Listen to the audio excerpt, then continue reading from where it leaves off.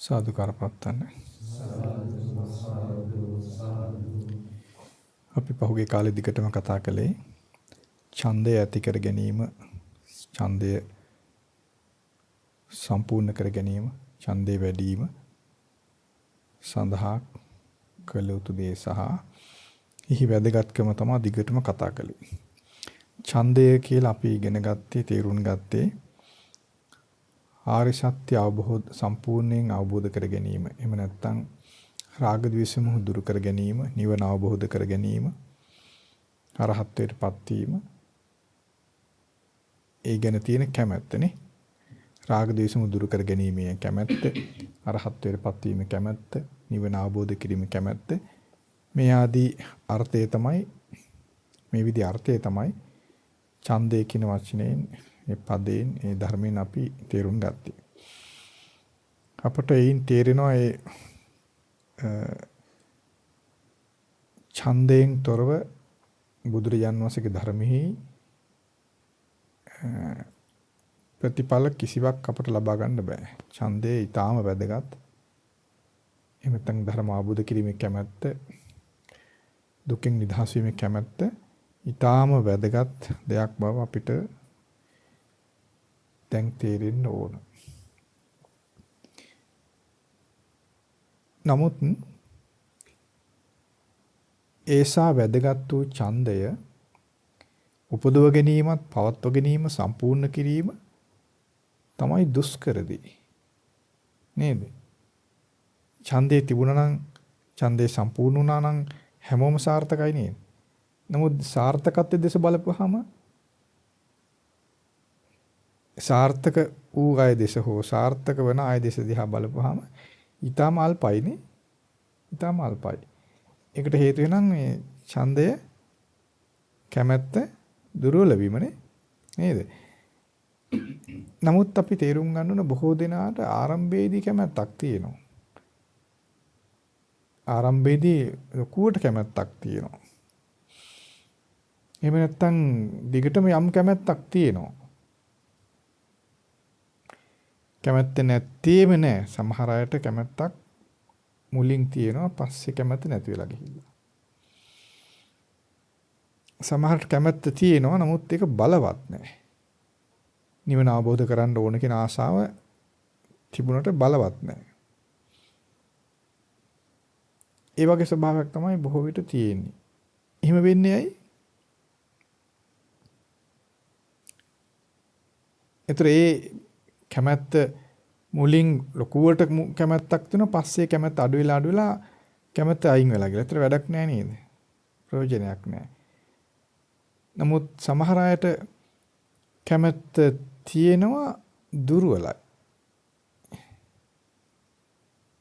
ඒ දෙපිරිසම ධර්මයෙන් ප්‍රයෝජනයක් ගන්නෙ නෑ නේද? ධර්මයෙන් ප්‍රයෝජනයක් ගන්න අසමර්ථ වෙනවා. එහෙම වෙන්නේ ඇයි? දැන් වතුර තියෙනවා, වතුර කිලිටි වෙලා නම් ඒ වතුරෙන් ප්‍රයෝජනයක් ගන්න බෑනේ. ඒ වගේනේ. වතුර තියෙනවා, වතුරෙන් ප්‍රයෝජනයක් ගන්න නම් වතුර පිරිසිදු වෙන්න ඕනනේ.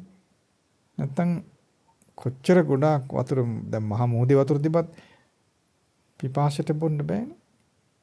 නේ? ඇයි? පිපාසයට වීම පිණිස සුදුසු නෑ. ඒ වගේ සමහර ඇලදොල, ගංගා, පොකුණු වල වතුර මහා ගොඩක් තිබුණත් සමහරට බොන්න බෑ. ඒක පාවිච්චිට බොන්න තියා නාන්නවත් බෑ සමහරවනේ. නේද? ගපත හොද ගන්නවත්, හිස නිවා ගන්නවත්, දාඩිය ටික හොද ගන්නවත් සමහර වතුර, සමහර ස්ථානවල තියෙන වතුර වලින් ප්‍රයෝජනයක් ගන්න බෑ. ආන් ඒ වගේ සමහර අයගේ සිතේ තියෙන කැමැත්ත, නිවන අවබෝධ කරගන්න ඕන කියන කැමැත්ත සමහර අයගේ තියෙනවා. නමුත් ඔහුට හෝ වෙන කෙනෙකුට එයින් වැඩක් නැහැ. බේරේ වැවේ වතුර වගේනේ. ලංකාවේ ගත්තොත් බේරේ වැවේ වතුර වලින් ප්‍රයෝජනයක් ගන්න බෑනේ. ඊටතරක් කිලිටි වතුර තියෙනවා ලෝකෙනේ. ඇති අපි දැකලා නැහැ. අපිට දකින්න තියෙන්නේ ඒකනේ. ඔයගේ තමයි සමහර අයගේ ධර්ම අවබෝධ නැතිනම් කැමැත්ත පවා හරි කිලිටි. ඒතර ඒක Tamanටත් වැඩක් නැහැ, අනුන්ටත් වැඩක් නැහැ නේ. නේද? එහෙනම් ධර්ම අවබෝධ කරන්නට ඕන කියන කැමැත්ත තිබුණ ඵලයටම වැඩක් ගන්න බැරි බව දැන් තේරෙනවා. එහෙනම් ඒ කැමැත්ත පිරිසිදු වෙන්න ඕන. නේද? කිලිටි වුණොත් අර අපි කලින් කිව්වා වගේ වතුර කිලිටි වුණා වගේ. වතුර මහා ජල කඳක් තිබුණත් අපිරිසිදුයි නම් ඒ අපිරිසිදු මහා ජල කඳ සතෙකුටවත් වැඩක් නැහැ. නේ? සත්තු පවා ඒවා විනාශ වෙලා යනවා. ඉතින් මිනිස්යාට කිසිසේත් වැඩක් නැහැ. සත්තු නම් ඉතින් කුණු වෙච්ච වතුරේ ඉන්නවා. නේ? සත්තු මඩේ අසුචියත් ලගලා ඉන්නවනේ. ඉතින් අපි මිනිස්සු ගැනනේ කතා කරන්නේ. මිනිස්යාට අපිරිසිදු ජලයේ අපිරිසිදු මඩ ගොහර හානියක්මයි විපතක්මයි. ඒ නිසා මිනිස්යාට පිරිසිදු දේ තමයි වඩාත් සුවය පිණිස පවතින්නේ. ඉතින් ඒ වගේ මිනිස්යාගේ සිතෙහි තියෙන කැමැති වීම අතර අග්‍රම කැමැත්ත මොකද්ද? ප්‍රණීතම කැමැත්ත තමයි දුකෙන් නිදහස් වෙන්න ඕන කියන කැමැත්ත. ඒක ප්‍රණීත කැමැත්තක්. ප්‍රණීත ප්‍රාර්ථනාවක්. ශ්‍රේෂ්ඨ ප්‍රාර්ථනාවක්. ඊටාම පිරිසිදු ප්‍රාර්ථනාවක්. බලාපොරොත්තුවක් කැමැත්තක්. ඒතර යම් කෙනෙකුගේ සිතේ ඒ වගේ ප්‍රණීත බලාපොරොත්තුව තියෙනවා නම් ඒ ප්‍රණීත බලාපොරොත්තුෙන් පිරීලා නම් ප්‍රණීත කැමැත්ත පිරීලා නම් ඔහුගේ සිත ඔහුටත් ඒ වගේම බොහෝ දෙනාටත් ඒ පිරිසිදු සිත යහපත පිණිස සැපත පිණිස පවතිනව නේද? නේද? ඒ නිසා අපි අපේ සිතේ ධර්මාබෝධ කරන්න තියෙන කැමැත්ත ඊටාම පාරිශුද්ධ වූ කැමැත්තක් බවට පත් කරගන්න ඕන. එහෙම නැත්නම් මහා ජල කඳක් තිබ්බත් ඒ ජල කඳ අසුචියෙන් කුණු ජරාවෙන් පිරලා නම් ඒක අපිටම කරදරයක් අන් අයට මහා කරදරයක් නේද? ඒ නිසා අපි අපේ සිතේ ධර්මාබෝධ කරන්න කැමැත්තක් තියෙනවා නම් තියෙන්න ඕන. ඒ සඳහානේ අපි උත්සාහ කරන්නේ. ඒ තියෙන කැමැත්ත කිලිටි වෙලා ගියොත් ඒක අපටත් විපතක් වෙනවා. අන් අයට ගොඩාක් විපතක් නේද? පැහැදිලිද මම කියන්නේ? මොකද අපි Brahmachari ජීවිතේ පැමිණි අය විදිහට මිනිසුන් අප ගැන විශ්වාස කරනවා අපි පිරිසිදු චේතනාවෙන් යුක්තයි. පිරිසිදු ක්‍රියාවෙන් යුක්තයි කියලා. නේ? අප ගැන මහ විශ්වාසයක් තියෙනනේ. නේද? දන් දෙනවා. සිව්පසේ පුදනවා. ඒ ඔක්කොම කුමක් මුල් කරන්ද? ඒ මිනිස්සු අපට ඇයි සලකන්නේ? සිව්පසෙන් පුදනවනේ. වඳිනවා, පුදනවා, ගරු කරනවා, ආසනේ ඉඳගත් එකෙන් නැගිටිනවා අපි දැක්කහම. එයාගේ කුමන බලාපොරොත්තුවක් පිණිසද අපට එම් සත්කාර සම්මාන ගරු බුහුමන් දෙමින් සිව්පසෙන් සලකලා සාදුකාර දෙමින් මිනිස්සු කටයුතු කරන්නේ.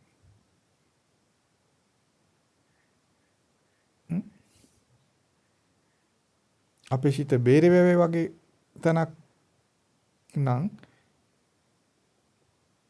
මිනිසුන්ගේ ප්‍රාර්ථනා බලාපොරොත්තු සාදුකාර කොම වතුරේනේ නේද?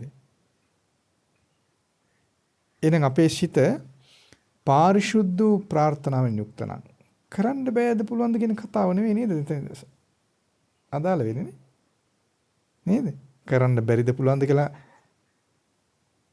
එහෙම තර්ක කිරීමක් ගැන නෙවෙයි මේ තියෙන්නේ. අපි කලින් එහෙම දේශනාවක් කතා කළානේ. කරන්න පුළුවන්ද බැරිද කියලා අපි තර්ක කර ගැනීම එම තමයි කිලිට. ඒ කිලිටක් බවට පත් වෙනවනේ. නේද? ඒක කිලිටක් බවට පත් වෙනවා. කිලිටක් නිසා ඇතිවන තව කිලිටක්. පිරිසුදු කරගන්න බැරි කිලිටක් වෙනවා. කරන්න බැරිද පුළුවන්ද කියන තර්කයට වාදයට ආපුවාම මේ තිබුණ අපිරිසුදු වතුරට තවත් කිලිටක් එකතු කරා වගේ වෙනවා. අර බේරේවට මිසු කුණුරුඩු වැසිකිලි වලවල් හරවන්නා වගේ වෙනවා. නේ? තව කිලිට වෙලා යනවා නේද? ඒ වගේනේ. ඒ නිසා අපේ සිතෙහි තියෙන අපට අදාළ අපට ගැළපෙන ප්‍රාර්ථනාවක් තියෙන්න ඕනේ. මිනිස්සුන්ට নানা ආකාර ප්‍රාර්ථනාවක් තියෙන්න පුළුවන්. අපි අපට යෝග්‍ය වූ ප්‍රාර්ථනාවක් අපට තියෙන්න ඕනේ. අපට යෝග්‍ය වූ අපි කලින් ජීවිතේදී අපට ඒ තැන්වලදී යෝග්‍ය ප්‍රාර්ථනා බලාපොරොත්තු අපට තිබුණානේ. නේද?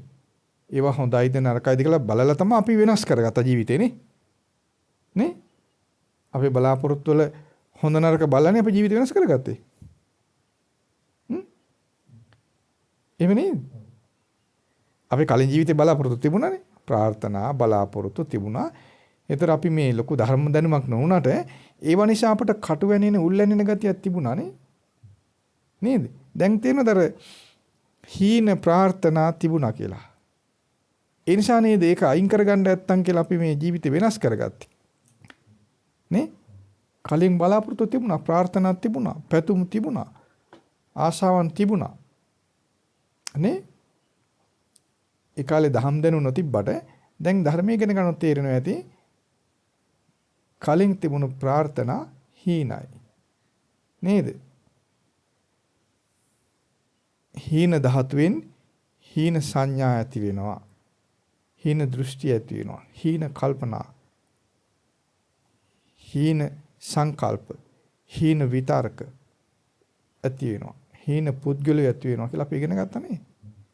දැන් ඒතර ඒ හීනයි කියන්නේ දුක් සහිතයි, පීඩා සහිතයි, තමාටත් අනුන්ටත් හිත පිණිස පවතින්නේ නැහැ. විපත පිණිස පවතිනවා. අපි වින්දයි වනේ. ඊට පස්සේ අපට තේරුණා එක වැඩක් නැහැ, කරදරයි, හිරියරයි. එකෙන් බේරෙන්න ඕන කියලා හිතක් තිබුණානේ. ඒක ජීවිත වෙනස් කරගත්තා අපි. නේද?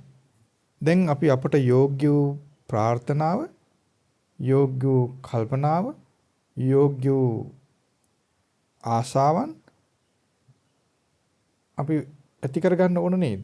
ඒ ඉබේම එනවද ඒක? අපි වළඳන දානෙත් එක්ක අපිට එනවද එකට? අපි ආස්වාස කරන එකත් අපිට වෙනවද ඕක? එන්නේ නැහැ. නේ? මිනිස්සුගෙන් ලබන වැඳුමත් එක්ක අපට ඕක අරුඩ වෙනවද අපිට? ඈ නේද? එහෙම වෙන්නේ නැහැ. දැන් අපි ජීවිතේ වෙනස් කරගත්ත ඵලයට සත්‍ය වශයෙන්ම අපේ අර කලින් කටු වෙනිච්ච, උල් වෙනිච්ච, වද වේදනා විඳිච්ච ඒ ස්වභාවයේ ෂේ වෙලා පහ වෙලා යන්නේ නැහනේ. නේ? දැන් අපි වෙනස් කරගත්ත ජීවිතේ සාර්ථක කරගන්න නම් අපි හිතලා මතලා චේරුමකින් අපේ ආකල්පය, අපේ ප්‍රාර්ථනා, අපේ ඡන්දයන් වෙනස් කරගන්න ඕන. එන අපේ ඡන්දය, අපේ ප්‍රාර්ථනා ප්‍රනීත දේ බවට පත් කර ගන්නට ඕන. ඒතර අපිට කටු වෙන්නේ නැහැ, උල් වෙන්නේ නැහැ. අපි ඒතර බේරිව වගේ වෙන්නේ නැහැ.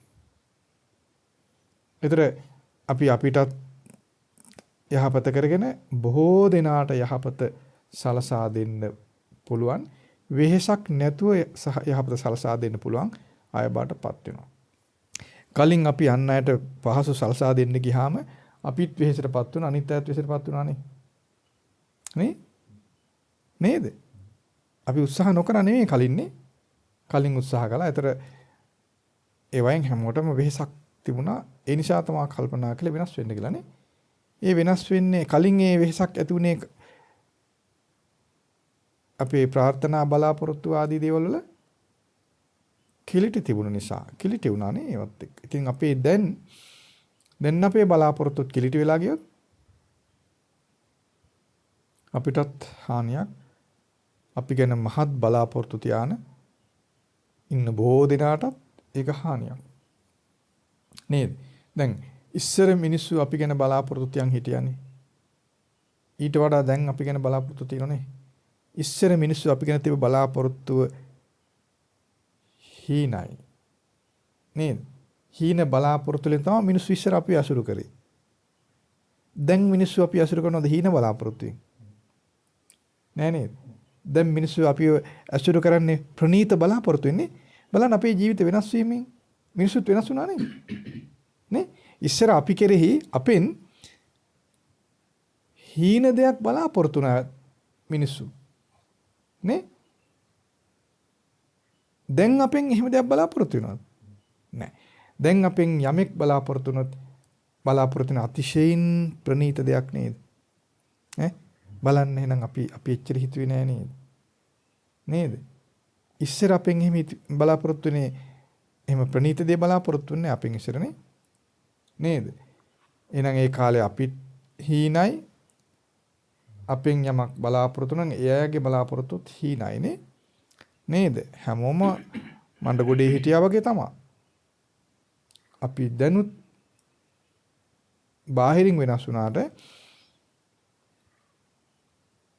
දැන් අපි බාහිරින් වෙනස් වුණා. එපමණකින්ම අනිත් අය මිනිස්සු අපෙන් අපි කෙරෙන් වෙන බලාපොරොත්තුව ශ්‍රේෂ්ඨ වුණා නේද? උනාද නැද්ද? නේ? අපි අන්න ඒකට සාධාරණයක් කළ යුතුද නැද්ද? කළ යුතුද නැද්ද? කළ යුතුයි. අන්න එහෙම කල්පනා කරන්න. කලින් අපෙන් මෙහෙම බලාපොරොත්තු නැහැ නේද මිනිස්සු? කලින් අපට වැඳලා සුගතිය යන්න ඕන. කලින් අපට වැඳොත් පිං ඇති වෙයි. අනේ අපට සුගතිය යන්න පුළුවන් කියලා එහෙම බලාපොරොත්තුවක් කාටවත් තිබ්බද? ඈ? තිබුණේ නැහැ නේ? තිබුණේ නැහැ. කලින් අපට බත් හැන්දක් බෙදුත් සුගතිය යන්න පුළුවන් වෙයි කියලා හිතක් ඉස්සර තිබුණේ නැහැ මිනිසුන්ට නේ? සමහර ඊටාම හීන බලාපොරොත්තු තියෙනද මිනිස්සු ළඟ? නේ? දැන් එහෙම නැහැනේ. නේද? දැන් එහෙම නැහැ. බලන්න බුදුරජාණන් වහන්සේගේ ධර්මයේ නිසා මිනිස්සුන්ගේ අභ්‍යන්තරය ශ්‍රේෂ්ඨත්වයටපත් වෙන හැටි. ඒ ධර්මයේ නිසා නේද? බුදුරජාණන්සේ ධර්මයේ නිසා කෙනෙකුට හෝ ශ්‍රේෂ්ඨ කල්පනාවක් උපදවන්න, ශ්‍රේෂ්ඨ බලාපොරොත්තුවක් ඇති කරන්න, ශ්‍රේෂ්ඨ කැමැත්තක් ඇති කරන්න අපිට පුළුවන් වුණානේ. නේ? දැන් ඉස්සර ඔයගොල්ලන්ගේ අම්මලා තාත්තලා පවා කන බොන දේවල් දෙනවා, ඔයගොල්ලන් සලකනවා. ඒ සලකලා ඒ දේවල් වලින් බලාපොරොත්තු වෙන දේ එදයි අදයි වෙනසක් තියෙනවද නැද්ද? ඈ අදත් කන බොන දේ දෙනවා, ඇඳුම් පැළඳුම් දෙනවා. ඒක එදා බලාපොරොත්තු අද බලාපොරොත්තු වෙනස් නේද? වෙනස්. එහෙනම් එදාට වඩා අද බලාපොරොත්තු ශ්‍රේෂ්ඨයි නේ? ශ්‍රේෂ්ඨයි. දැන් මේක තේරෙනවනේ? තේරෙනවා.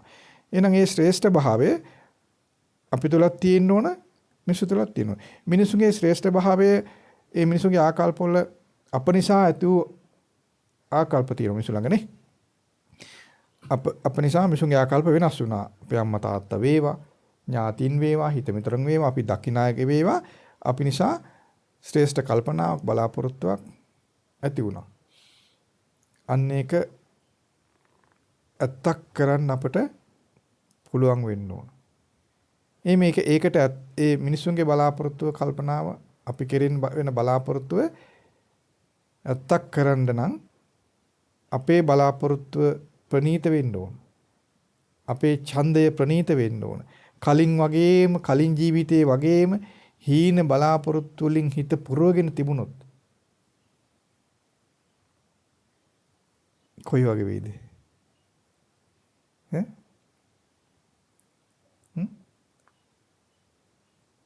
නේද? එහෙනම් මිනිස්සු ශ්‍රේෂ්ඨ බලාපොරොත්තු තියාන අතිශය සතුටුසිතින් සාදුකාර දෙමින් අපට පුදනවා, සලකනවා අග්‍ර බලාපොරොත්තුන් ඇතුව. මිනිස්සුගේ බලාපොරොත්තු අපට පුද සත්කාර කරලා එමෙත් අපට සිව්පසෙන් පුදලා නිවන අවබෝධ කරගන්න ඕන කියලා හිත නේද? එහෙනම් මිනිස්සු තුළ ඡන්දය ඇති කරවන්නටත්, ඡන්දය බලවත් කරන්නටත් අපේ වෙනස් වීම හේතු වුණානේ. හේතු වුණා. සුළුෙන් හෝ ඒ යම් මිනිසු තුළ ප්‍රනීත වූ ඡන්දයක්, ප්‍රනීත වූ බලාපොරොත්තුවක් පිණිස අපේ ජීවිතවල වෙනස් වීම හේතු වුණානේ. ඒ නිසා සතුටු වෙන්න ඕගොල්ලෝ. සතුටු වෙන්න ඕනේ. අපි ගැන විමසා නොබල අපි නිවැරදිව ධර්මයේ තේරුම් නොගෙන නිවැරදිව විමසා නොබලොත් අපි නිකන් අවුවේ වේලිච්ච උණ බට වගේ. ඔහේ ඉඳලා වෙලිලා යයි. නේ? අපි හොඳින් කල්පනා කළොත් එහෙම වේලිලා යන්නේ නැහැ. ප්‍රභාස්වර බවටපත් වෙනවා. අර පිරිමදින රන් භාජන වගේ. පිරිමදින වටිනා භාජන බැබලෙනවනේ. ඔය පැත්තකට විසිකර භාජනේ එන්නේ මලකඩ බැඳිලා කළු වෙලා අප්‍රසන්න වෙනවනේ. ඒ වගේ තමයි මේ නුවණින් කල්පනා නොකරන කෙනාගේ සිත. ධර්මයට අනුව කල්පනා නොකරන කෙනාගේ සිත දුර්වර්ණ වෙලා යනවා. ධර්මයට අනුව කල්පනා කරනකොට බැබලෙලා යනවා. නේද? දැන් අපේ වෙනස් වීමම අපේ අම්මා තාත්තට වේවා, ඥාති හිත මිතුරන්ට වේවා අලුත් බලාපොරොත්තුවක් නැත්නම් අපි නිසා ඒගලන්ට යහපත් ප්‍රාර්ථනාවක් ඇති වුණා නේද? අන්න ඒකට අපි සාධාරණයක් කරන්න ඕන. එතකොට අපි අපේ බලාපොරොත්තු අපේ ප්‍රාර්ථනා ප්‍රණීත දේ බවට පත් කරගත්තොත් අපිත් සාර්ථකයි එයත් සාර්ථකයිනේ නේද? ආන් ඒ විදිහට කල්පනා කරන. ඒතර අපේ ඡන්දය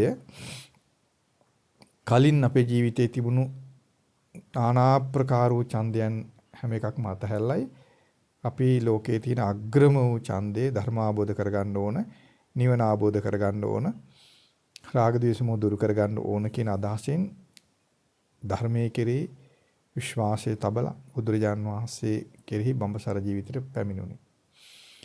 දැන් අපි කල්පනා කරන්න ඕනේ ඒ බුදුරජාන් වහන්සේගේ ශ්‍රාවක භික්ෂුන් වහන්සේලා විදිහට අප තුළ ධර්ම අවබෝධ කිරීමේ කැමැත්ත බලවත් කරගන්න සහ පිරිසිදු කරගන්න අපි බලන්න ඕන.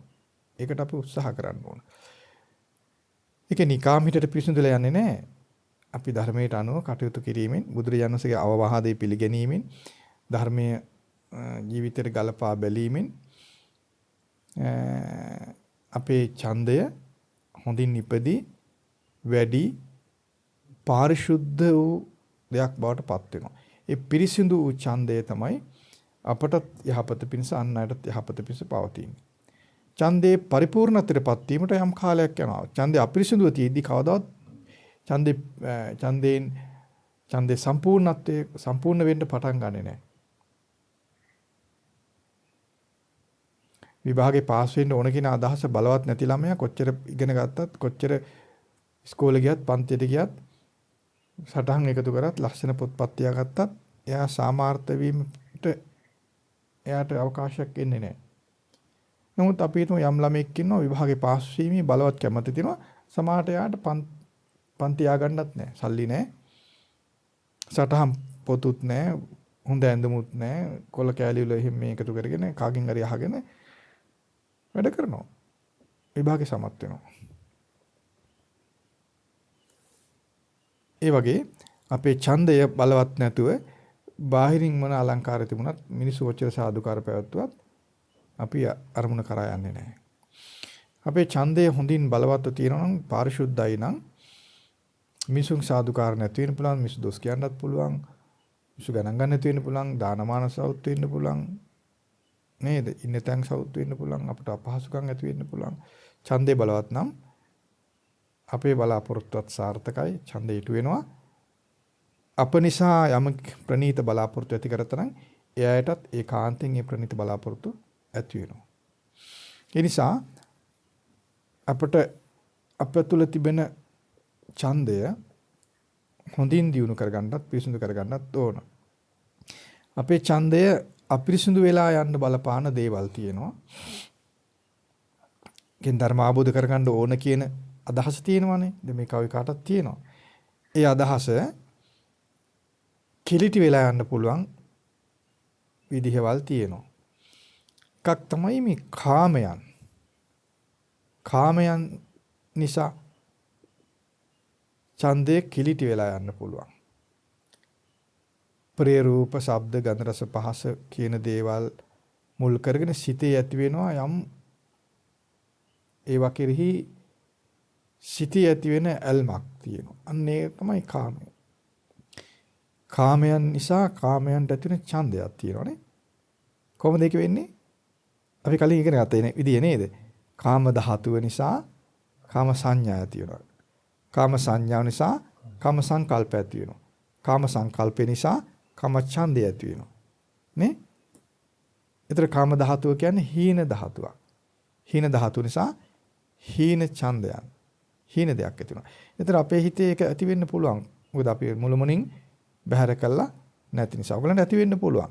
ඒතර අපි තේරුම් ගන්න ඕනේ මේ හීන ධාතුව නිසා ඇතිවන හීන සංඥාව නිසා ඇතිවන හීන සංකල්පය අපේ සිත කිලිටු කරනවා. ඒ කිලිටි නිසා අපේ ප්‍රනීත ඡන්දය ප්‍රනීත බලාපොරොත්තුව කිලිටි වෙනවා. නේ? දැන් අපිට ප්‍රනීත ධාතුවක් තියෙනවනේ. ආර්ය සත්‍ය අහලානේ අපි ජීවිත වෙනස් කරගත්තේ. ආර්ය සත්‍ය පිළි අරගෙන නේද? නිවන අවබෝධ කරගන්න ඕන කියන කැමැත්තත් එක්ක. ඒතර ප්‍රනීත ධාතුව තියෙනවා, බය වෙන්න එපා. ප්‍රනීත ධාතුව තියෙනවා. නමුත් ඒ ප්‍රනීත ධාතුව නිසා ඇතිවන මේ ප්‍රනීත බලාපොරොත්තු තියෙනවා කාටවත්. නමුත් ඒ බලාපොරොත්තුව හීන ධාතුව මුළුමනින් බැහැර වෙලා නැති නිසා හීන බලාපොරොත්තු හීන වූ ඡන්දයන් හිතේ ගැවසීම නිසා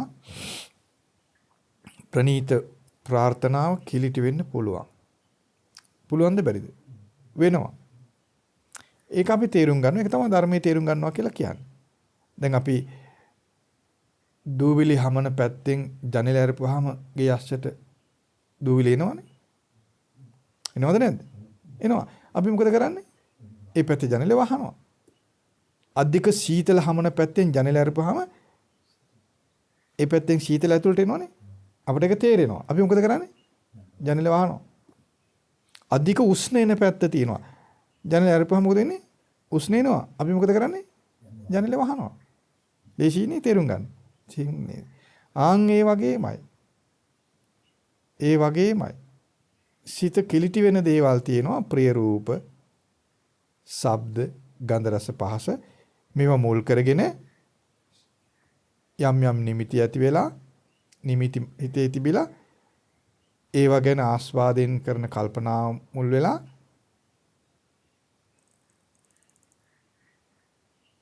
ආසාව නැති වෙනවනේ නේද?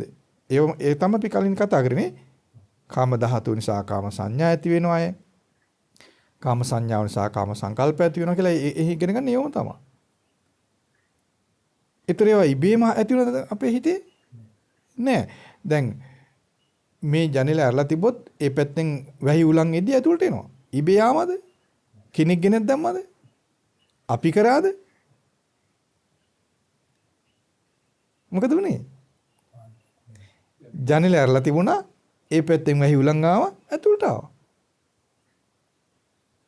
දැන් අපි බැනලා වැඩක්ද? ඒ සීතලේ ගුලි ගහලා ඉඳලා වැඩක්ද? මොකද කරන්න තියෙන්නේ? ඒක පීඩාවක් කියලා දැනගන්න ඕන. හරි ලේසි ජනෙල වැහුවා නිදාස්. නේ? ඔය ක්‍රමයමයි. ඔය ක්‍රමයමයි. එතකොට අපි අපේ ඡන්දය කිලිටි වෙන්න බලපාන දේ අපි තේරුම් ගන්න ඕන. දැන් අපි වැහි උලන් හමන් එද්දි ජනෙල අරලම තිබොත් අපිට එතන අපේ ඒ වාසස්ථානයේ අපිට ඉන්න බැරි තැනක් බවට පත් වෙනවද නැද්ද? නුසුදුසු වාසස්ථානයක් වෙනවනේ. ඒ වගේ තමයි. ඒ වගේම තමයි අපි ඇහ කන නාසය මේවා අරලා තිබුණත් අපේ සිත ප්‍රනීත ප්‍රාර්ථනාවට නුසුදුසු තැනක් බවට පත් වෙනවා. අපි අර කලින් ගේ හොඳට හදලා අතුපතු ගාලා ලස්සන කරගෙන ඉන්නවා. ජනෙල් දොරවල් ටික අරලා දානවා.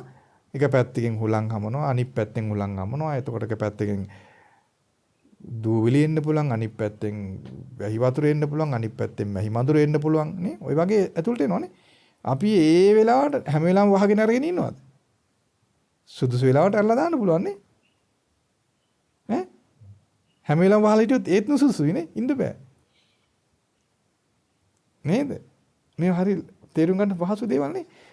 නේද? මේ බලන්න ප්‍රායෝගික ජීවිතයේ තමයි අපි ප්‍රායෝගික භාවිතයම තමයි ධර්මයට භාවිත කරන්න තියෙන්නේ. ඒ වගේ අපේ සිතට මේ ඇහෙන් කනෙන් නාසයෙන් දිවෙන් ශරීරයෙන් බාහිරින් නිමිති එනවා. අපි අඳුර ගන්න ඕනේ මේක අපේ අර ජනෙලින් ඇතුළට එන දේවල් අපට පහසු පිණිස පවතිනවද අපහසු පිණිස පවතිනවද බලන්න ඕනේ. අපට අධික උෂ්ණයි නම් සීතල සුළං හමාගෙන එන එක හොඳයිනේ. ඒතර වහගන්නේ නැහැ ජනෙලේ. ඇරලා දානවා. නේ? අධික සීතල නම් උණුසුම එන එක හොඳයි. ඇරලා දානවා. නේ? ඒකට කියනවා පාලනය කියලා. ඒකට තමයි පාලනය කරනවා කියන්නේ. සමබරව පවත්ත ගන්නවා. ඒ නිසා මේ විදිහට අපි තේරුම් ගන්න ඕන අපේ සිතට පීඩාව ඇති කරන අපේ ප්‍රනීත බලාපොරොත්තු කිලිටි කරන දේවල් සිත ඇතුළට එන්න දෙන්න හොඳ නැහැ. බාහිරින් එන්නේ ඒවා. ඒ සිත ඇතුළට ගන්න හොඳ නැහැ. ගත්තොත් අපිට එක ගත්තට පස්සේ අමාරුයි. ඒකට ඇතුළේ ක්‍රමවේදයේ සකස් වෙලා තියෙනවා. ඒ ක්‍රමවේදයේ සකස් වෙච්ච නිසා සකස් වෙලා කල්ැතුව සකස් වෙලා තියෙනවා. එන කුණු ටික ඇතුලේ ක්‍රියාත්මක වෙලා අපට පීඩා ඇති කරන ක්‍රමයේ සකස් වෙලා තියෙන. ඒක අයින් වෙලා නැහැ තාම. ඒ නිසා අපි මුලින් කරන්න තියෙන්නේ ඇතුළට කුණු එන එක වළක්ව ගන්න ඕන. ඒකට ඉන්ද්‍රියන් සංවර කරනවා කියන්නේ ඉන්ද්‍රියන් দমনය කර ගන්නවා කියන්නේ ඒකට. කාමයන් එන එක වළක්ව ගන්න ඕන. කාම සංඥා ඇති වෙන එක වළක්ව ගන්න ඕන. කාම සංඥා ඇති වුණොත් මොකද වෙන්නේ? වළක්ව ගන්න බෑනේ නේද? ඉතින් ඒක කාම සංඥා අලුතෙන් ඇති වෙන එක වළක්වන්න ඕන ඉන්ද්‍රිය සංවරය ඇති කරගෙන. එහෙම නැති වුණොත් එහෙම අපි අර ඊටාම ප්‍රණීත ශ්‍රේෂ්ඨ බලාපොරොත්තුව ප්‍රාර්ථනාව කිලිටි වෙනවා. අන්තිමට අපි මන්දෝත්සාහි වෙනවා. හරි වැඩි. ඉතින් අපි පටන් ගත්ත තමයි අපි හිතුවා තමයි මේ අපට උදව් කරේ නෑනේ අපි මහා බලාපොරොත්තුෙන් ආවා. මේ කියලා වෙනත් දේවල් පවා කියවෙන්න ගන්නවා එතකොට. අපි දන්නේ නැන්නේ මොකද උනේ කියලා. සමහර හිතාමතාම මේ ව්‍යාජ දේ කියන්න ගන්නවා. ඒ හරි විදිහට කටයුතු නොකර නිසා. ඒ නිසා කාමයන් කියන කිලිට ඉපදී වැඩෙන්න දෙන්න එපා. බැහැර කරන්න ඕන. ඊළඟ දේ තමයි කම්මැලිකම, කුසීතකම. ඒකත් අපේ ඡන්දය කිලිටි කරන්න බලපානවා. කම්මැලි වුණාම කම්මැලිකම ඒකිනුත් කිලිටි වෙනවා. අපේ බලාපොරොත්තුව. නේ? ඒකත් අපි තේරුම් ගන්න ඒකත් බැහැර කර ගන්න ඕනේ. ඊළඟ විවිධාකාර වේදී අදහස් සිත්වල තියෙනවා. එක දේවල් එක කල්පනාවන් එන්න පුළුවන්. එක අදහස් එක කරුණු ඔස්සේ හිත දුවන ඒවා තියෙනවා. අන්න ඒවා අපේ ඡන්දේ කිලිටි වෙන්න බලපානවා. ඒ වගේ අපේ ඡන්දේ කිලිටි වෙන දේවල් බැහැර කර ගන්න ඕන. ඒ ඡන්දේ කිලිටි වෙන දේ බැහැර කර ගැනීම පිණිස අපට උදව් වෙන මේ කරුණක් තමයි අපි අර ඊයේ කතා කළේ. නිස්සය ධර්මතා හතර අපි ඊයේ කතා කළානේ. ඒ නිස්සය කරුණු හතර හොඳින් මතක තියාගත්තොත් තේරුම් ගත්තොත් සිහි කරගත්තොත් මේ ඡන්දය සුරක්ෂිත කරගන්න ඒක ආධාර වෙයි කියලා අපිට කල්පනා වුණා. ඡන්දේ කිලිටි වෙන දේවල් බැහැර කරගන්න උදව්වක් වෙනවා. මතකද නිශ්චය කරුණු හතර. උපසම්පදාවන භික්ෂුව උපසම්පදා වුණාට පස්සුව කියලා දෙන්න කියලායි භාගතුන් වහන්සේ අවවාද කළා තියෙන්නේ. මොකද අපි මතකද කිව්වා එක්තරා පුද්ගලෙක් කල්පනා කළා ඒ භාගතුන් වහන්සේ වැඩි හිටි කාලයක පුද්ගලෙක් කල්පනා කළා භික්ෂුන් හොඳට ආහාර පාන ආදී ලැබෙනවා මේ හොඳට දානමාන ලැබෙන නිසා පහසුවෙන් කැම ටිකක් කාලා පහසුවෙන් ඉන්න පුළුවන් කියලා හිතලා එයා මහාන වුණා වැඩි. දැන් එයාට හොඳට කන බොන දේ ලැබෙනවා පැවිදිලා ඉන්නවා. නමුත් ටික කලකින් දානමාන හිග වුණා. දානමාන හිගුණා. ඊට පස්සේ භික්ෂුන් කිව්වා මේ දැන් පිණ්ඩපාත යන්න ඕන මේ එහෙම දානමාන හැමදාම ලැබෙන්නේ නැහනේ. පිණ්ඩපාත යන්න කියලා කිව්වා. ඊට පස්සේ යාට කේන්ති ගියා. උන්වහන්සේට කේන්ති ගියා. මට දුන්නොත් මම වළඳලා ඉන්නවා නැත්තම් මම යනවා යන්න කිව්වා. මං ආවේ එහෙම යන්න පිණ්ඩපාත යන්න මට බෑ කිව්වා. පිණ්ඩපාත යන්න මට බෑ. දුන්නොත් මං වළඳනවා නැත්තම් යනවා මං පිටට යනවා කියලා කිව්වා.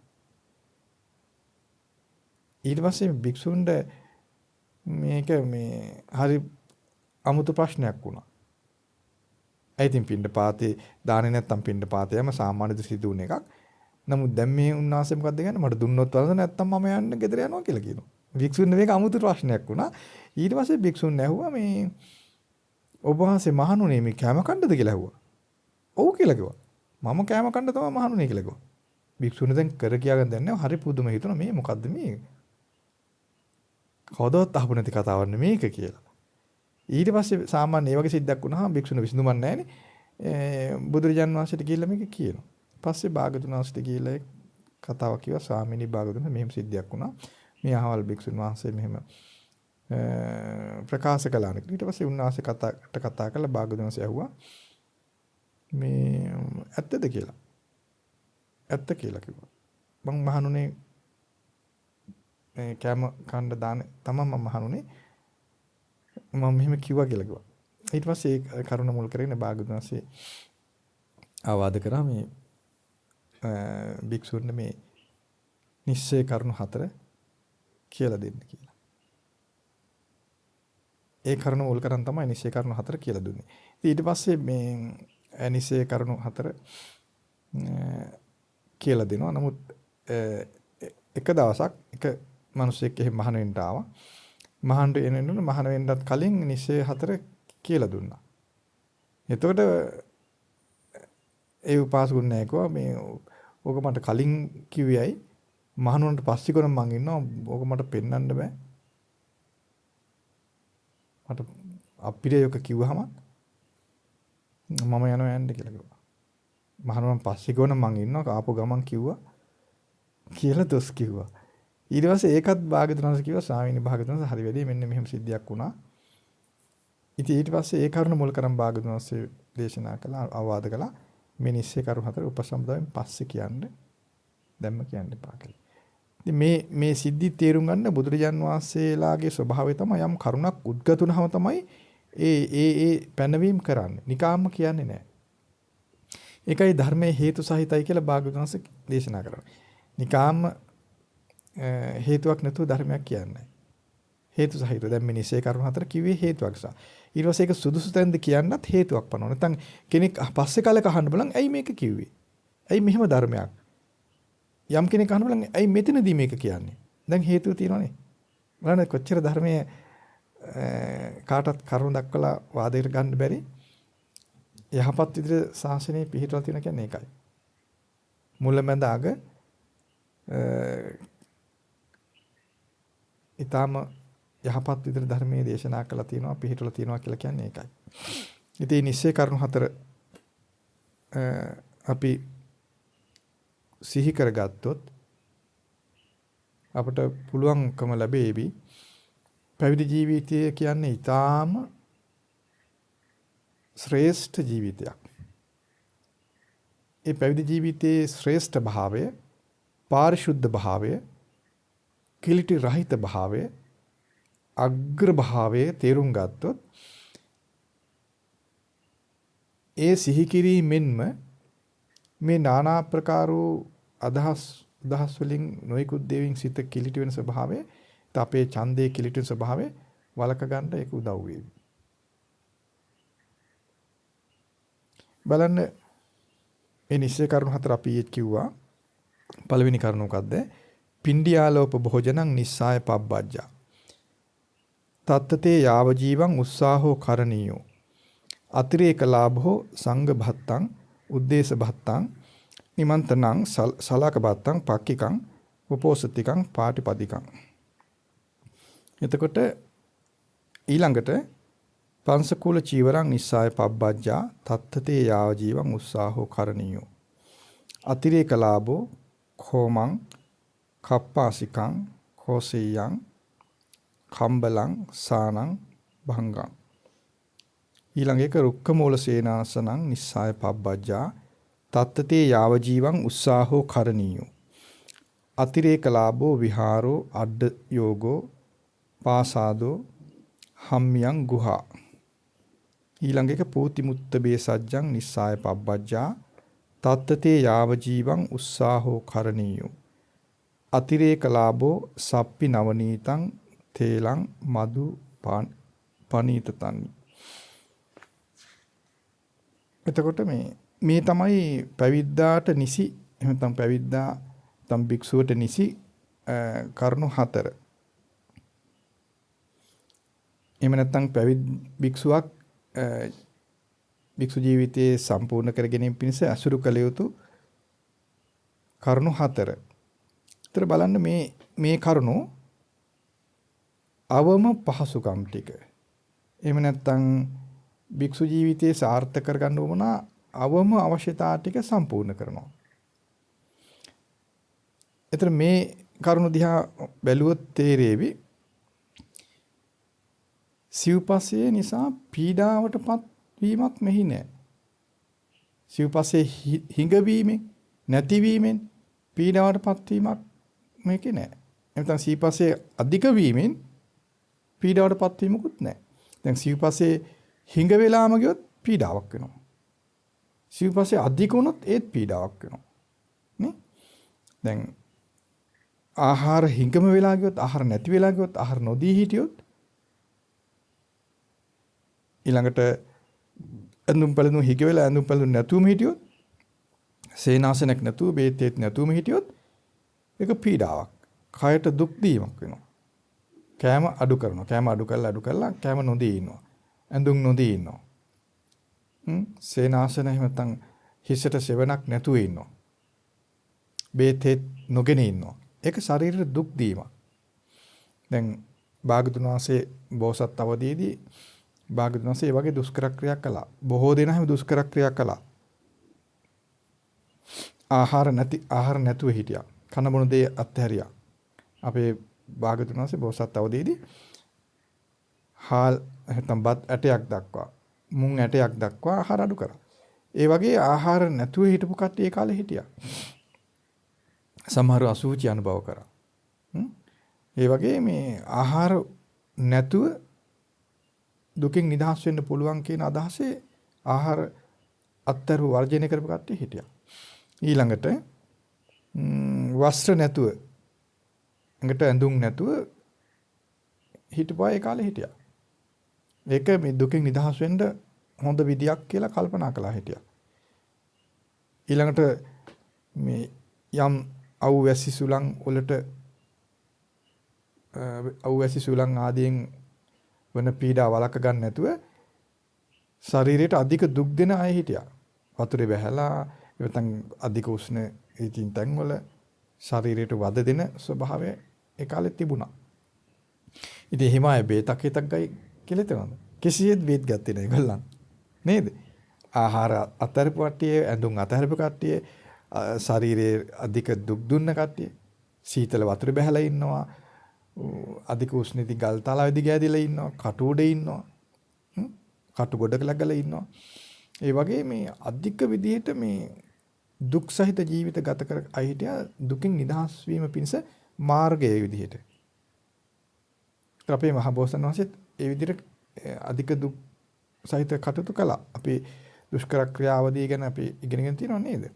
එතකොට ඒ සිව්පස්සේ මුළුමනින්ම අත්හැරලා සිව්පස්සේට කිසිම සැලකිල්ලක් දක්වන්න සිව්පස්සේ නැතුව දුකින් නිදහස් වෙන්න පුළුවන් කියලා කරන කල්පනාව. හරි? නමුත් බලන්න මේ නිස්සය කරුණු 4 දිහා බලපුවහම අවම මට්ටමේ සිව්පසය නැත්නම් අවශ්‍ය මට්ටමේ සිව්පසය එතන තියෙනවා. නේද? පිඬුසිඟා ගිහිල්ලා ගෙයින් ගෙට ගිහිල්ලා පින්න පාතේ දානේ ඉල්ලගෙන වළඳන්න පුළුවන්. අවශ්‍ය ප්‍රමාණය ලැබෙනවා. නේ? එතකොට ඌමනා පෝෂණය වේවා එහෙම ලැබෙනවා. හැම එකක්ම ලැබෙනවා. ඊළඟට පංසකුල චීවරය. පංසකුල චීවරය කියලා කියන්නේ මේ මිනිස්සු අතහරපු රෙදි ආදී දේවල් හොයාගෙන ඒ වයින් මහ ගන්න රෙදි සිවුරු. මිනිස්සු විසි කරපු ඒවා. එහෙම නැත්නම් අයිති අතහරපු රෙදි වගේ දේවල් හොයාගෙන එහෙම සොහොන් වල තිබුණ රෙදි වගේ දේවල් හොයාගෙන ඒ වයින් මහගත්තු සිවුරු. පංසකුල සිවුරු. ඊට පස්සේ රුක්මුල් සේනාසනය කියලා කියන්නේ හොඳට සෙවණ තියෙන විශාල ගස් අසුරු කරගෙන ඒ ගස් මුල් වල වාසය කරනවා. එතනත් අවුව වැස්ස සුළං ඒ වයින් ආරක්ෂාවක් තියෙනවා. පූතිමුත්ත බේසජ්‍ය කියන්නේ ඒ කාලේ ඊටාම සරල මට්ටමට හදාගත්ත බෙහෙතක්. ඒතර මේ සිව්පසය අවම මට්ටමකින් එහෙම නැත්නම් අවශ්‍ය මට්ටමකින් පවතින බව අපි තේරුම් ගන්න ඕන. සාමාන්‍යයෙන් මධ්‍යස්ථ හිතෙන් බැලුවොත් කෙනෙකුට පේනවා අවම අවශ්‍යම මට්ටමේ සිව්පසයක් මෙතන භාගතුන් වහන්සේ නිර්දේශ කළා තියෙනවා. මේක කයට දුක් දීමක් පිණිස පවතින්නේ නැහැ කියලා තේරෙනව නේද? කයට දුක් දෙන කෙනා මේ මට්ටමේ සිව්පසය පාවිච්චි කරන්නේ නැහැ. පාවිච්චි කරන්නේ නැහැ. ඕ පින්ඩපාත යන්නේ නැහැ. පින්ඩපාත ගිහිලා දානයක් ලබා ගන්න නැහැ කයට දුක් දෙන කෙනා. වස්ත්‍ර හොයන්නේ නැහැ. වස්ත්‍ර නැතුව ඉන්නවා. නොකා නොබී ඉන්නවා. වතුර බැහැලා ගල් තලාවල ඉඳගෙන ඔය වගේ තමයි කරන්නේ. ඒතර මේ අවුෙහි සුළං වලින් ආරක්ෂා වෙන්න ඕන, ශරීරය රැක ගන්න ඕන කියලා හිතන්නේ නැහැ. නමුත් මේ බලන මේ නිස්සය කරුණු හතර තුල පෙන්නන ස්වභාවය දිහා බලපහම පේනවා. භික්ෂුවකට යැපීම පිණිස අවම සිව්පසයක් සුදුසු මට්ටමේ සිව්පසයක් තියෙනවා. ඊළඟට බලන්න මේ සිව්පසය තුල අධික සුඛෝභෝගී පැත්තක් පෙන්වන්නේ නැහැ නේද? සුඛෝභෝගී පැත්තක් පෙන්වන්නේ නැහැ. එතන මම ඊයේත් කිව්වා මේ නිස්සය කරුණු හතර තුල පෙන්වන සිව්පස මට්ටම දුක් සහිත ස්වභාවයක් පෙන්වන්නෙත් නැහැ. සුඛෝභෝගී ස්වභාවයක් පෙන්වන්නෙත් නැහැ. මෙතන මධ්‍යස්ථ මට්ටමක් පෙන්වනවා. අන්ත දෙකට නොගොස් මැද වාසය කිරීම පිණිස ඌමනා සිව්පස මට්ටම පෙන්වනවා. ඒතර බලන්න මේ සිව්පස මට්ටම ගැන අපි සතුට සිත ඇති කරගත්තොත් මේ සිව්පසයේ මේ මට්ටමේ සිව්පසයේ පරිභෝග කළ භික්ෂූන් ගැන අපේ සිතේ ප්‍රසාදය ඇති වෙනවා නම් භික්ෂු ජීවිතයේ මෙබඳුයි කියලා අපට තේරෙනවා නම් අපිට මේ භික්ෂු ජීවිතය ගැන ප්‍රසාදයක් ඇති වෙනවනේ හිතේ නේද? මේ බඳු සිව්පසයක් සහිත භික්ෂු ජීවිතයක් භාගතුන් වහන්සේ පෙන්වද්දී මේ භික්ෂු ජීවිතය ගැන අපේ හිතේ ප්‍රසාදයක් ඇති වෙනව නේද? නේද? නමුත් අපිට මේ මූලික වශයෙන් පෙන්වන දේ ඒ විදිහටම කරන්න කියලා අපට අනුමත කරන්නේ නැහැ නේ භාගතුන්. නේ? දැන් පින්ඩියාල උපභෝජන නිස්සය පබ්බජ්ජ කියලා මේක එහෙමම කරන්න මේක අත්හරින්න එපා කියලා පනවන්නේ නැහැ. එහෙම කරා නම් අදට දුෂ්කරතා ගොඩාක් තියෙනවා. අදට නෙමෙයි එකලත් දුෂ්කරතා තියෙනවා. මොකද හැමෝටම හැම තිස්සෙම හැම විටම පින්ඩපාතෙම යපෙන්න බෑ. නමුත් මේක ඊටාම යෝග්‍ය සුදුසු දේ විදිහට භාගතුන් පනවනවා. ඒකයි කියන්නේ තත්තතේ යාවජීවං උත්සාහෝ කරණීයෝ. මේ පින්ඩපාත භෝජනේ යැපෙන එක මුළු ජීවිතේ පුරාම කරන්න උත්සාහ කරන්න කියලා කියනවා. අනිවාර්යෙන් කළ යුතුයි කියලා පනවද? එහෙම පනවන්නේ නැහැ. බලන්න බුදුරජාණන් වහන්සේ කොයිතරම් සානුකම්පී එහෙම නැත්නම් හිතානුකම්පී කාරුණික මධ්‍යස්ථ භාවයෙන් යුක්තයිද කියලා. සුදුසුම දේ මේකයි උත්සාහකරනද ඒකල පනවනවා අතිරේක ලාභයන් පනවනවා. බය වෙන්න එපා අතිරේක ලාභයක් තියෙනවා. නැත්නම් පාට බය වෙනවා කියන්නේ නේද?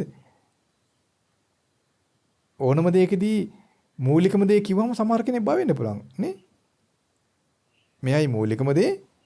නමුත් අමතර දේ තියෙනවා බය වෙන්න එපා කියනෝනේ.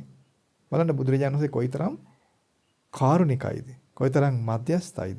කොයිතරම් යහපත් විදිහට ධර්මයේ පනවනවද නේද? එහෙනම් බලන්න දැන් මේ පින්ඩපාත භෝජනේ පමනක් කරන්න කියලා කිව්වනම් ඒ කාලේ ඊටාම සුළු පිරිසක් පමනක් කරයිනේ. ඒ කාලෙම බොහෝ දෙනා කරන්නේ නැහැ. අද කාලේ ගැන කවර කතාවද? නේද? අද කාලේ පින්ඩපාත කරයි කියලා හිතමුකෝ. නමුත් පංසකුල චීවරේ කිරීම දුෂ්කරයි. අදත් කරයි එකත් කරයි කියන්නේ රුක්ක මූල සේනාසනේ. අද කරගන්න. ලංකාවේ කොහොමද කරන්න බෑ. ලංකාවේ ඒ වගේ රුක් මුල් නැහැ. ඒ වගේ මහා අතුපතර වැහිදිච්ච මේ විහිදීලා කියපු මහා ගස් අද හොයාගන්න නැහැ. ඊළඟට මේ ඇතැම් ප්‍රදේශවල දැන් මේ ප්‍රදේශයකට කොහොමද බෑ. මේ ප්‍රදේශය හැමදාම වැස්ස අධික හුලං කරගන්න බෑ. ඊළඟට කාලය ගත වීමත් එක්ක දුර්වල මිනිස්සු එකලම බිහි වුණා. මේ කාලේ කොහොමත් බෑ. දැන් ඊළඟට මේ කාලේ මිනිස්සුගේ සම්බන්ධතා ගත්තොත් එහෙම ඒ කාලේ වගේ නෙවෙයි. ඒ කාලේ ගෙදරින් ගියන් පස්සේ පැවිදිුණන් පස්සේ පැවිදි වෙන්න කියලා ගෙදරින් ගියන් පස්සේ සමහරව මුකුත් හොයන්නේ. අද එහෙම නෑ. අද පැවිදි වෙන්නත් දෙමව්පියෝ ගෙනලා බාර දෙනවා. නේද? මහාන උත්සවයට එනවා, උපසම්පදා උත්සවයට එනවා. දවසට දෙසරක් තුසරක් කතා කරන ඇවිල්ලා බලනවා කීයක් නේද? අම්මලා බලන්න යනවා, ඥාති බලන්න යනවා. අද සම්බන්ධතා කලින්ට වඩා නේ. කලින් සමාහට හැරිලා බලන්නේ. මහානුනම් පස්සේ උදේහාව බලනවානේ. ඇයි ඉස්සර ගෙදර ඉන්නකොට ඒගොල්ලන් කන බොන දේ දෙනවා, පේනවා. පස්සේ පේන්නේ ඒතර සම්බන්ධකම් ඇති කරගන්නවා මේ. ඒක හැටි සාමාන්‍යයක්, ස්වභාවයක්. ඉස්සර එහෙම නැහැ. ඉස්සර මහානුනම් පස්සේ සමාහට හැරිලවත් බලන්නේ. ඉතින් එතකොට ඒගොල්ලෝ රුක්මුලක් සෙනක හිටියා කියලා, ගහක් මුල හිටියා කියලා කිසි ප්‍රශ්නයක් නැහැ. අද ගහක් මුල ඉන්නවා කියලා දැනගත්තොත් එහෙම අම්මලගේ පපුව පෙල්ල මැරෙයිනේ. එහෙනම් නායක හමුතු හොඳට අහගන්න ඉති. අපේ පුතාට මොකද මේ කරන්නේ? ගස් මුල් තියනද අපි ළමයා හැදේ කියලා හයිනේ. ඈ කිසි කෙනෙක් මහාන කරන්නේ නැහැ එහෙනම්. නේද? බලන්න භාගතුන් වහන්සේ අදට ගැලපෙන විදිහට එදාටත් ගැලපෙන විදිහට මේ කරුණ පනවනවා. නේද? නමුත් අපිට පුළුවනි මේව ගැන පහදින්න ඊ타ත්ම යහපත් අග්‍ර ප්‍රවිද්ද ශ්‍රේෂ්ඨ ප්‍රවිද්ද කොයි වගේද කියලා සතුටු වෙන්න පුළුවන් නේද? ඒතර භාගතුන් වහන්සේගේ ශ්‍රාවක වූ භික්ෂුන් වහන්සලා දැන් මේ විදිහේ මේ නිශ්චය කරුණු භාවිත කළ භික්ෂුන් එකල හිටියා. මේ විදිහටම භාවිත කළ අය තමයි මුල් යුගයේ හිටියේ. ඒතර අදටත් ශාසනයට එන අලුතින් එන අය වේවා, ඉන්න භික්ෂුන් වහන්සේලා වේවා, උපාසක උපාසිකාවන් වේවා මේ නිශ්චය කරුණු දැනගත්තොත් ශාසනයේ මුල් යුගයේ වේවා භාගතුන් වහන්සේගේ ශ්‍රාවක භික්ෂුන් වහන්සේලාගේ ශ්‍රේෂ්ඨත්වයේ, පාරිශුද්ධත්වයේ, අල්පේච්ඡ භාවයේ, සරල අවතුම් පැතුම් යුක්ත බව නේද? ප්‍රණීත වූ ජීවිතවල ස්වභාවය ගැන සතුට වෙනවනේ, පහදිනවා.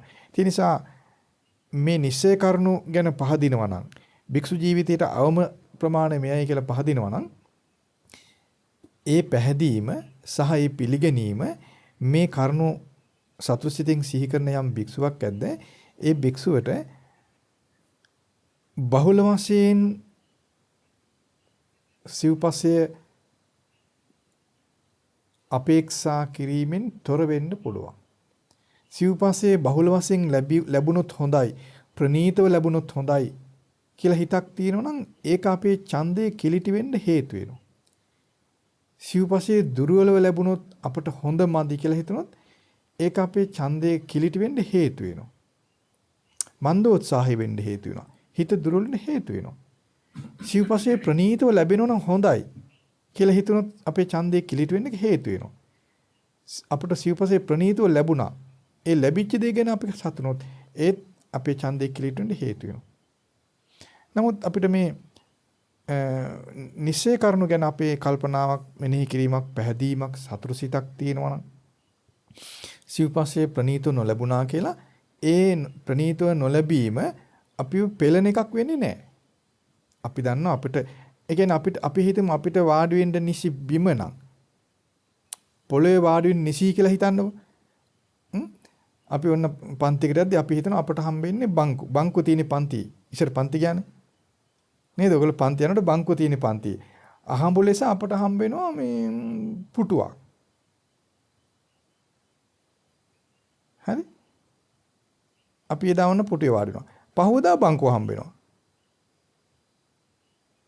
එතරම් පෙලෙන්නේ නැහැ නේද? ඊයේ මට පුටුව හමුුණ අද බංකුව. නෑ නේද? ඇයි ඒ? එහෙ තියෙන්නේ බංකුව. නේ?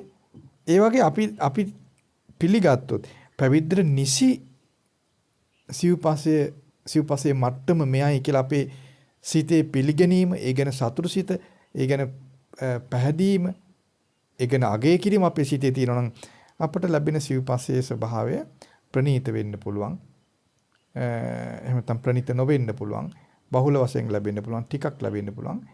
ඒ කොහොම ලැබුණත් ඒකෙන් අපේ සිතට ඇලීම් ගැටීම් නොයන විදිහට සිත රැකගන්න මේක අපට ආධාර වෙනවා.